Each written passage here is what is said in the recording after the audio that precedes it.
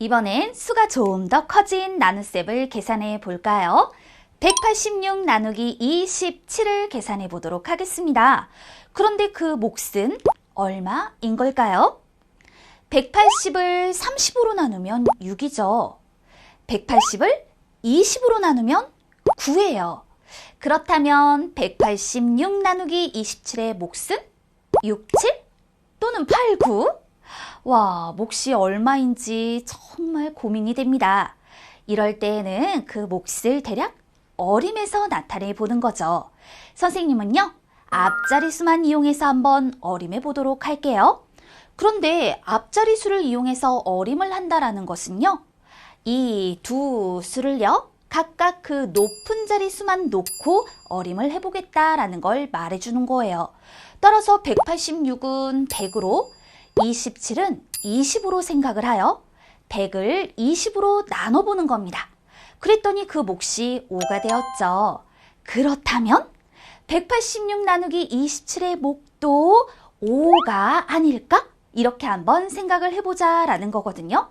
그러면 우리 한번 확인을 해보도록 하자고요. 그래서 186 나누기 27 세로식으로 표현해서 계산해 보도록 하겠습니다. 자, 27에다가 5를 곱해 볼게요. 이것은 우리가 앞서서 그 몫을 5라고 예상을 했기 때문이죠. 그렇다면 27에 5를 곱하였더니 그 값은 135가 되고요. 186에서 135를 빼니까 51이 남는단 말입니다.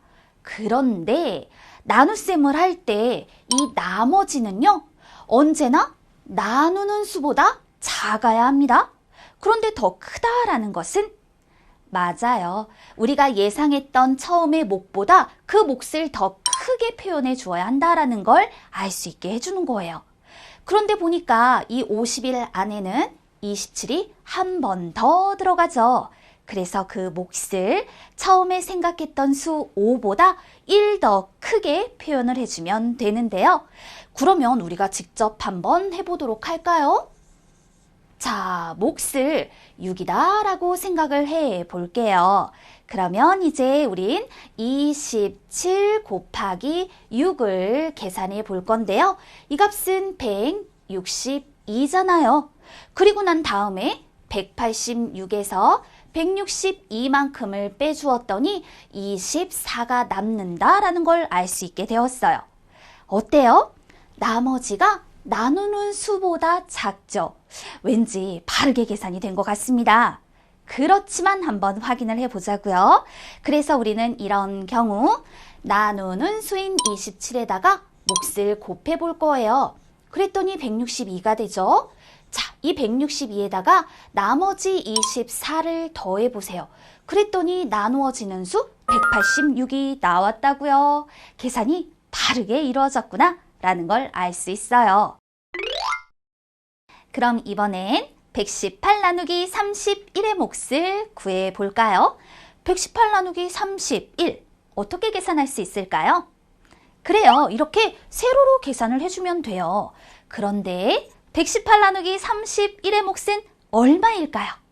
한 번에 대답하기 조금 어렵죠. 그래서 이런 경우 선생님은요, 118과 31을 조금 더 쉬운 수로 생각해서 그 몫을 어림해 보려고 합니다.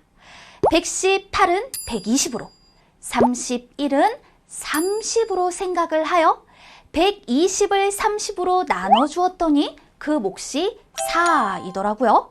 그래서 생각해 보았죠. 118 나누기 31의 몫도 4일 것이다. 그럼 우리 한번 계산해 보도록 하겠습니다. 자, 여기 보니까 몫을 4라고 생각한다 라고 했으니까요. 4를 쓰고 31과 4를 곱해 볼게요. 그랬더니 124가 되잖아요. 그런데 이렇게 118에서 124를 뺄 수가 없단 말입니다.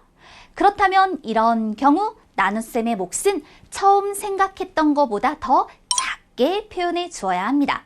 그래서 그 몫을 3이라고 한번 생각해 보도록 할게요. 자, 그렇다면 우리가 생각한 대로 이렇게 3을 쓰고 31에 3을 곱해 보세요. 93.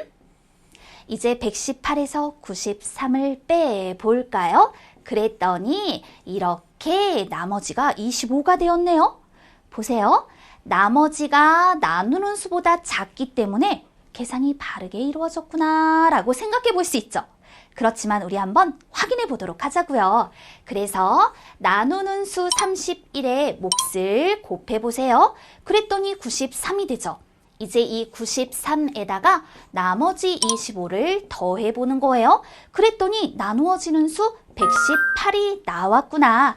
따라서 계산이 바르게 이루어진 것입니다. 라고 말할 수 있는 겁니다. 나눗셈을 할 때에는요, 우선은 몫을 어림해 보세요.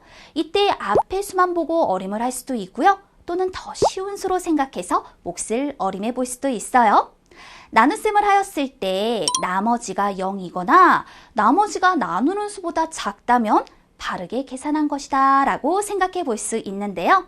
특히 이 몫을 구할 때 나머지가 나누는 수와 같거나 오히려 그보다 더 크다면 몫은 처음 생각했던 것보다는 더 크게 표현을 해주어야 하고요. 나누어지는 수보다 빼는 수가 더 커서 뺄 수가 없을 때에는 그 몫을 처음 생각했던 것보다는 더 작게 표현해 주어야 합니다. 나눗셈의 원리를 살펴서 다양한 문제들을 해결해 보세요.